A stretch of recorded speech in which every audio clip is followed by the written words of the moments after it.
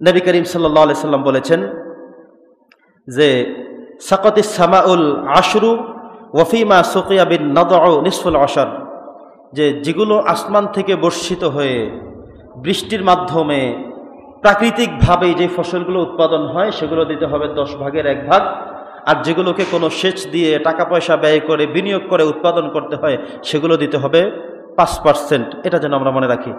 দ্বিতীয় গুরুত্বপূর্ণ বিষয় হলো সুদ আল্লাহ তাআলা নিষিদ্ধ করেছেন। এটা অত্যন্ত একটি গুরুত্বপূর্ণ বিষয়। বর্তমানে আমাদের সমাজের ম্যাক্সিমাম মানুষগুলো সুদের সাথে জড়িত। আমরা দেখেছি যারা শিক্ষক রয়েছেন, আমরা দেখেছি যারা বিভিন্ন চাষবাস করেন, যারা ব্যবসা বাণিজ্য করেন, যারা এনজিওতে চাকরি করেন, যারা ছোট্টখাট্ট কোনো একটু ব্যবসা করেন, ম্যাক্সিমাম মানুষরা এই এনজিওর সাথে জড়িত, ঋণের সাথে জড়িত, সুদের সাথে জড়িত। কি করবে? গতকালকে আমাকে এক ড্রাইভার বলল, তার সাথে কথা হলো, বলল যে হুজুর 1,30,000 টাকা নিয়েছিলাম, একটা গাড়ি কিনবো, প্রত্যেক মাসে টাকা দিতে দিতে 1 বছরে 1,75,000 টাকা দিয়েছি। তো এই যে বাকি 45,000 টাকা আপনি লাভ করে ফেললেন একজন অসহায় মানুষ থেকে। কিন্তু জাকাত ব্যবস্থাপনা থাকলে সুদের যে বিধান, এটা যদি রাষ্ট্রীয়ভাবে কায়েম থাকতো, কখন আপনি এমন করতে পারতেন না। একজন অসহায় মানুষকে আপনি আরো অসহায় করে তুললেন, একজন অভাবে মানুষকে ভিক্ষুক আপনি আরো ভিখারি বানালেন, আর আপনি বড়লোক মানুষ বসে বসে 1 বছর মাত্র টাকাটা ঘুরলো, এতে আপনি 50-60 হাজার টাকা 40,000 টাকা ইনকাম করে নিয়ে গেলেন। এই টাকার ব্যাপারে আল্লাহ কিছুই বলবেন না? এটা হতে পারে না। আল্লাহ এখানে আয়াত নাজিল করেছেন। আল্লাহ বলেছেন সূরাতু আলে ইমরান 130 নম্বর আয়াত, আল্লাহ বলছেন ইয়া আইয়ুহাল্লাযীনা আমানু লা তাকুলুর রিবা, তোমরা সুদ খেও না। নাহির সিগা ব্যবহার করেছেন আল্লাহ তাআলা, লা তাকুলু, তোমরা খেও না। আর রিবা মানে হলো সুদ।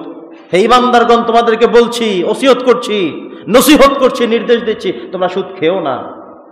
কথা কি বোঝেন নাই? সুদ খেতে আল্লাহ তাআলা নিষেধ করেছেন, অথচ আপনাকে আল্লাহ তাআলা ধনাঢ্যবান বানিয়েছেন, টাকা পয়সা দিয়েছেন। একজনে টাকা চাইতে আসলে ঠিক আছে দিব 1 লাখ, দিবা কত, দিবা কবে, বছর, মাস, সময় ঠিক করে দেন, ইন্টারেস্ট ঠিক করে দেন। এটা সম্পূর্ণ সুদ, এবং সুদের মারাত্মক গুণাগুলো আমরা নিচে আলোচনা করব।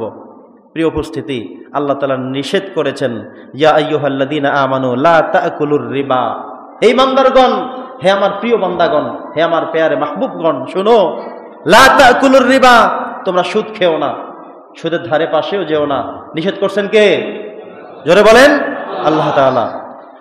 দ্বিতীয় আয়াত আল্লাহ তাআলা বলেছেন, আরেকটি আয়াত, ইয়া আইয়ুহাল্লাযীনা আমানুত্তাকুল্লাহা ওয়া যারু মা বাকিয়া মিনার রিবা, তোমরা সুদের হিসেবে যেই টাকা পয়সাগুলো অতিরিক্তভাবে নিচ্ছ, এটা থেকে তোমরা বিরত থাকো।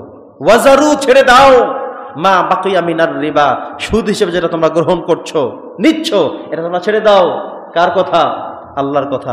আপনি মনে করছেন আপনি এখানে বসে বসে আপনাকে আল্লাহ তাআলা সম্পত্তিশীল বানিয়েছেন, টাকা পয়সা দিয়েছেন, এগুলো দেওয়ার কারণে আপনি মন মতো শুধু খাবেন, টাকা উঠাবেন, এটা তো হতে পারে না। এজন্য আল্লাহ তাআলা এই জায়গায় বিধিবিধান করে দিয়েছেন, আইন করে দিয়েছেন, কানুন করে দিয়েছেন, সিস্টেম করে দিয়েছেন যে তোমার থেকে কেউ যদি 1 লক্ষ টাকা হাওলাত নেয়, 50,000 টাকা হাওলাত নেয়, তাকে সেই টাকাটাই তুমি ফিরিয়ে দাও। কিন্তু 1 লক্ষ টাকা নিলে 1,50,000 টাকা দিতে হবে। এটার নাম হলো রিবা। এটা মানুষকে জাহান্নামে প্রবেশ করাবে। শুধু তাই নয়, এই সুদের সাথে জড়িত যতগুলো মানুষ, প্রত্যেককেই নবীজি লানত করেছেন হাদিসের মধ্যে।